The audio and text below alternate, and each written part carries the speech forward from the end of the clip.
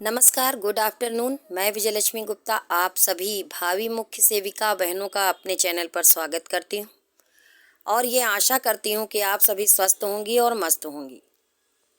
बहुत ही महत्वपूर्ण सूचना के साथ प्रस्तुत हुई हूँ।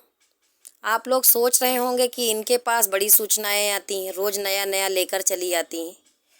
बहनों, ये कोई मेरी खुद की सूचना नहीं है। आप सभी लोगों ने जो परिश्रम किया, जो मेहनत किया, उसी का परिणाम है जो सामने आता है। और चूँकि मुझे पता है कि कुछ बहनें हमारी ये है कि पत्र तो भेज देती हैं, उसके बाद उनको ये नहीं पता है कि उनके पत्र का जवाब आया या नहीं आया, या जवाब को कहाँ से निकालें, कैसे निकालें। उसी के संबंध में एक लेटर है और इस लेटर के साथ एक आदेश भी है जो वीडियो के लास्ट में मैं आप सभी को दिखाऊंगी। उसको देखने के बाद आपको लगेगा कि आप लोगों की जो मेहनत है वो कहीं ना कहीं पर सफल होते हुए दिखाई दे रही है।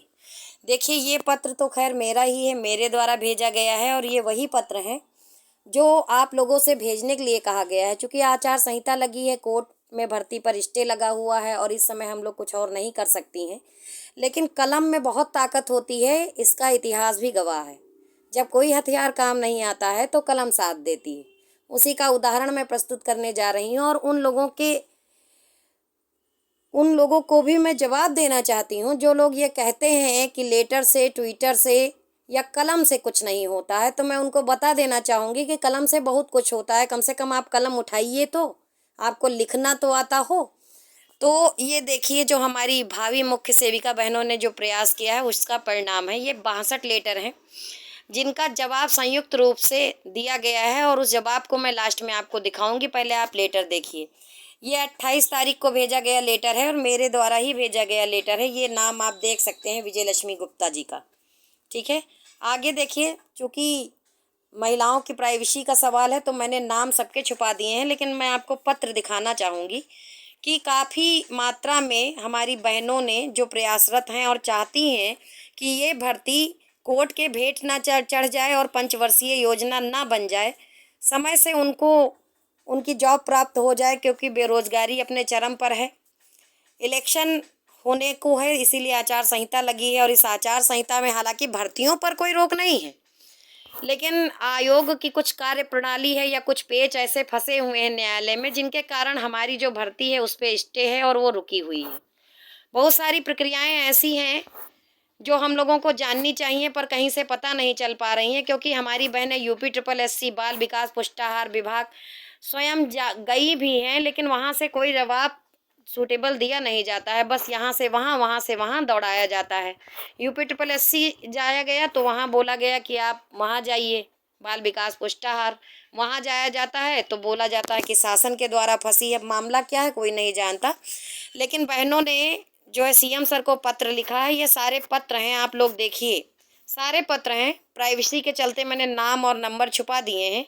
ये सारे पत्र हैं, एक हमारी बहन ने भेजा है, ये देखिए। तो इन्होंने भेजे हैं और अपनी समस्या कही है। ठीक है, हमारी दिव्यांग बहन भी हैं, ये देखिए, इन्होंने अपना फ़ोटो भी लगा दिया है, तो अपना भेजा है और उन्हीं के जवाब आए हुए हैं। तो वीडियो में आप लोग बने रहेंगे देखने के लिए जवाब। ये आप लोग पहचान रहे हैं, जिन्होंने ये लेटर डाले हैं अपनी हैंड राइटिंग तो पहचानते हैं, तो कोई ज़रूरी नहीं कि उनका नाम यहाँ पर बोला जाए। मैं अपना जो लेटर भेजी थी वो मैं आपको बता ही दी हूँ कि वो मेरे द्वारा भेजा गया है।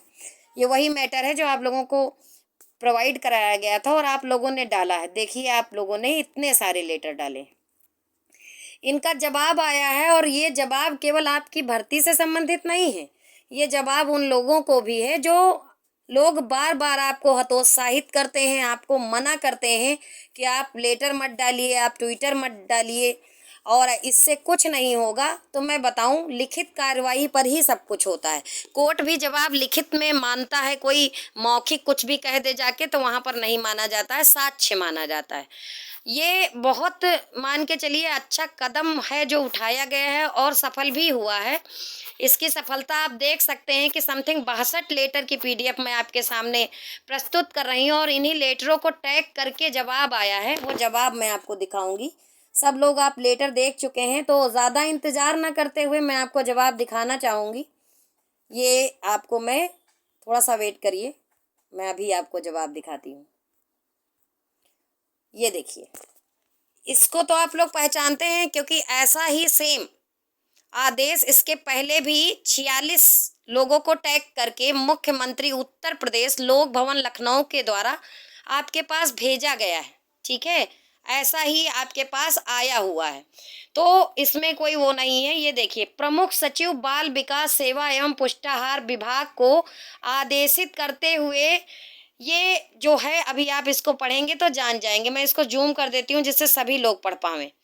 कृपया बाल विकास सेवा एवं पुष्टाहार विभाग की मुख्य सेविका भर्ती प्रक्रिया से माननीय उच्च न्यायालय का स्थगनादेश हटवाने एवं परीक्षा परिणाम जारी करने संबंधी 62 महिला, समझ रही हैं, 62 पत्रों का ये जवाब है। अभ्यर्थियों के संलग्न प्रार्थना पत्र, जो मैंने अभी आपको प्रार्थना पत्र दिखाए हैं, उनका अवलोकन करें। कृपया परीक्षणोपरांत यानी जांच करने के बाद नियमानुसार कार्रवाई करने की अपेक्षा की जाती है। ठीक है, डेट आप देख लीजिए, यह आदेश 1 अप्रैल, ठीक है, 1 अप्रैल 2024 को श्री संजय प्रसाद जी, जो प्रमुख सचिव हैं मुख्यमंत्री जी के उत्तर प्रदेश शासन में, उनके द्वारा ये आदेशित किया गया है बाल विकास पुष्टाहार विभाग को कि ये जल्द से जल्द जो है इस भर्ती से इस्तना आदेश हटाने के लिए इन्होंने क्या किया, क्या कार्यवाही चल रही है।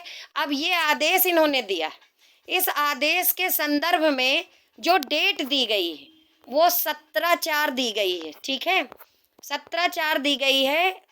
जो इसके पहले मैंने लेटर में दिखाया था तो लोग ये कह रहे थे कि ये क्या है, 17/4 कहीं कोर्ट की सुनवाई तो नहीं है, कहीं ऐसा तो नहीं स्टे हट गया। तो इस जो ये लेटर आए हैं, इनके लेटर के साथ में जो ये जवाब टैग करके आया है, इससे स्पष्ट पता चल जा रहा है। ये आप जवाब देख लीजिए, ये इसमें ये कोई फेक नहीं है, अथेंटिक है, आप लोग इसको पहचानते हैं। ये देखिए, लेटर पैड है उत्तर प्रदेश शासन का, यहाँ पर साइन मोहर भी है। ठीक है, तो कोई ये ना कहे कि ये फेक है। ये जवाब आया है, मतलब यह है कि आपके लेटर की कार्रवाई मुख्यमंत्री जी द्वारा करवाई जा रही है।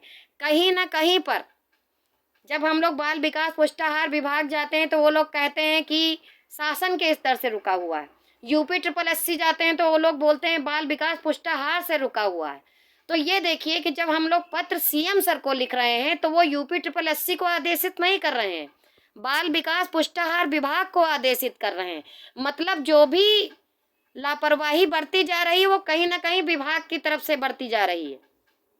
वर्तमान समय में स्थिति सबको पता है, ठीक है, सभी जान रहे हैं कि मुख्य सेविकाओं का और आंगनवाड़ी का अनुपात क्या है और कितना है, सबको पता है। बहुत सारी आंगनवाड़ी जो मुख्य सेविका की परीक्षा दी है वो भी जान रही हैं कि उनकी परिक्षेत्र में प्रेजेंट टाइम में 10 मुख्य सेविकाओं की ज़रूरत है तो वहाँ पर 1 मौजूद है, या कहीं कहीं पर मान के चलिए कि 15 की ज़रूरत है तो वहाँ 3 मौजूद हैं।